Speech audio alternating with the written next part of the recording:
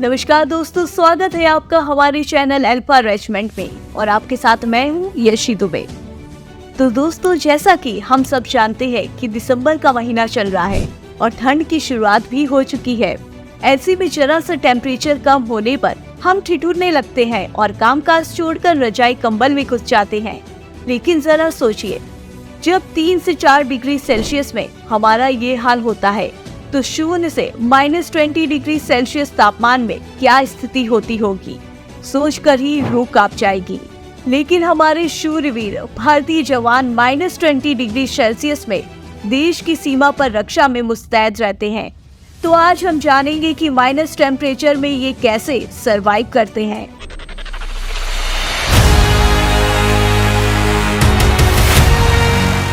चीन और नेपाल के साथ सीमा विवाद के बाद सीमा पर हालात सामान्य नहीं है।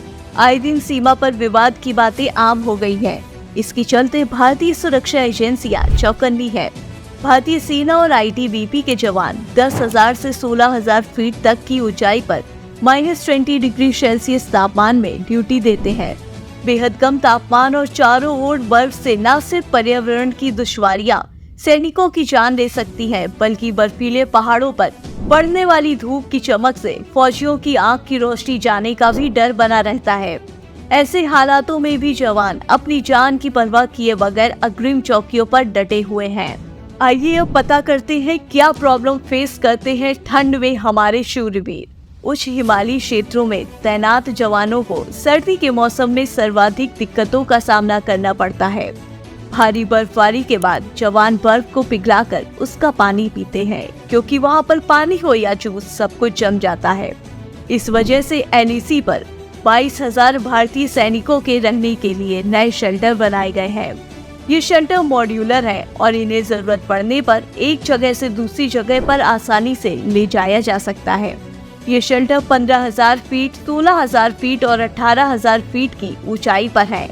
सैनिकों को यहाँ लगातार रहना है, इसलिए शेल्टर का ढांचा इस तरह का बनाया गया है कि अंदर का तापमान नियंत्रित रह सके।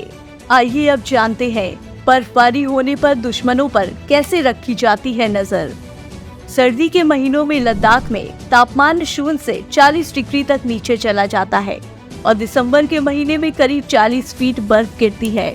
ऐसे में दुश्मन की हरकत पर नजर रखने के लिए सेना ने चीन बॉर्डर पर स्वार्म ड्रोन तैनात कर दिए हैं।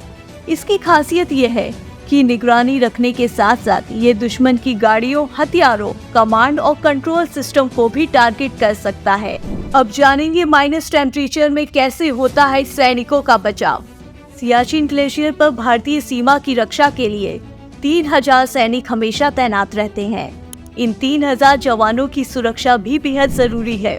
भारत सरकार सियाचिन पर मौजूद जवानों पर हर दिन करीब 5 करोड़ रुपए खर्च करती है। इसमें सैनिकों की वर्दी, जूते और स्लीपिंग बैग भी शामिल होते हैं। वहीं साल 2021 में सियाचिन ग्लेशियर पर तैनात जवानों को पर्सनल किट दी गई थी। ये किट उन्हें सर्दी से बचाती है। हर एक किट की कीमत 1.5 लाख रुपए है। इसके अलावा उनके पास ऑक्सीजन सिलेंडर भी होते हैं, जिसकी कीमत 50,000 रुपए होती है। सियाचिन ग्लेशियर पर हिमस्खलन आते रहते हैं। वहीं भारत और पाकिस्तान दोनों देश के जितने सैनिक आपस में लड़ाई के कारण नहीं मरते, उससे भी कहीं ज्यादा सैनिक यहाँ पर ऑक्सीजन की कमी, हिमस्खलन और बर्फीले तूफान के चलते अपनी जान गंवा चुके हैं। तो दोस्तों, देखा आपने हमारे देश के शूरवीर किस तरह से माइनस टेम्परेचर में भी बिना डरे हमारी सुरक्षा के लिए तैनात रहते हैं। तो ये था भारतीय सैनिकों के ठंड में सर्वाइवल पर एक छोटा सा ओवरव्यू। अगर आपको हमारा ये वीडियो पसंद आया हो तो हमारे चैनल अल्फा रेजिमेंट को लाइक, शेयर एंड सब्सक्राइब करना ना भूलें।